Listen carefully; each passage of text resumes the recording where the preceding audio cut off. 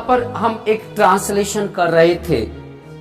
Translation में था वर्षा ऋतु सभी ऋतुओं से अच्छी होती है। पिछली वीडियो में सेंटेंस बना दिया, चारों ओर हरियाली दिखाई देती है, ये सेंटेंस भी बना दिया। कृषि के लिए वर्षा बहुत महत्वपूर्ण है, इस सेंटेंस को बना रहे हैं। एक वीडियो में केवल हम एक ही सेंटेंस बनाकर आप लोगों को दिखा रहे हैं। तो कैसे बनाना है? बनाने के लिए एक फॉर्मूला बताया था। अगर आपका वाक्य है तो आप एक सूत्र लगा लेते हैं, MS अशोका। ये फॉर्मूला इतना कागज है कि हर सेंटेंस को बना देता है। यहां पर वाक्य के अंत में पूर्ण विराम है तो पहला S काट दो, दूसरा नहीं काटना। आगे कहा कृषि के लिए वर्षा बहुत महत्वपूर्ण होती है।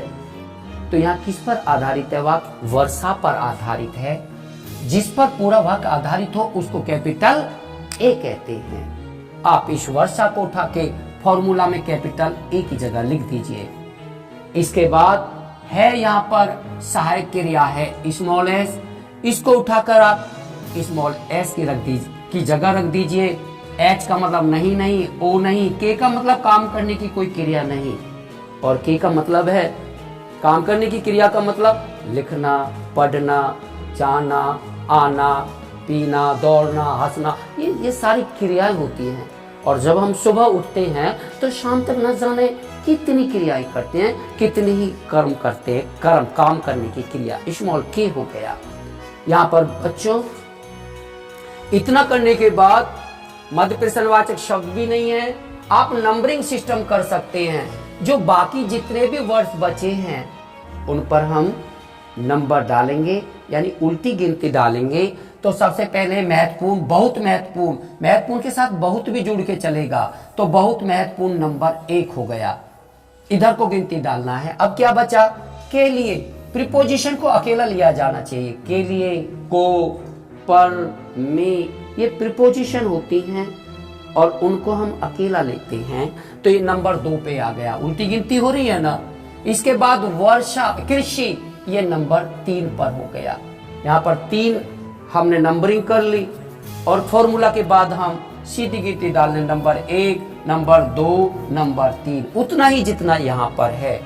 नंबर 1 पर बहुत महत्वपूर्ण लिख दीजिए, बहुत महत्वपूर्ण। नंबर 2 की जगह क्या लिखेंगे? के लिए। नंबर 2 की जगह, नंबर 3 की जगह कृषि।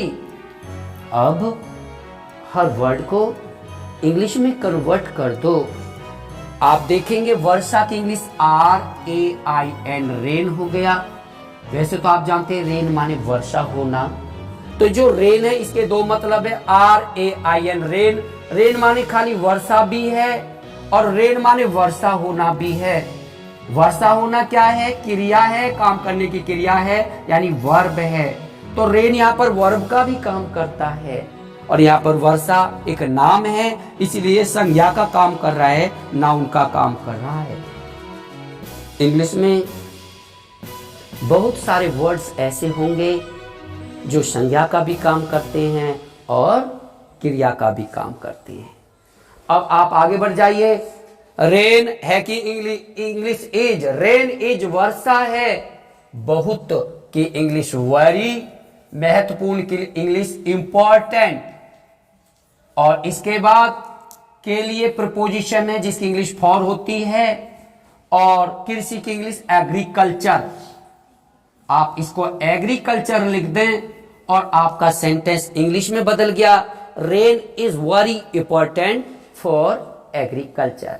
मेरी तरफ से फ्री ऑफ कॉस्ट क्लासेस है। Thank you so much. धन्यवाद।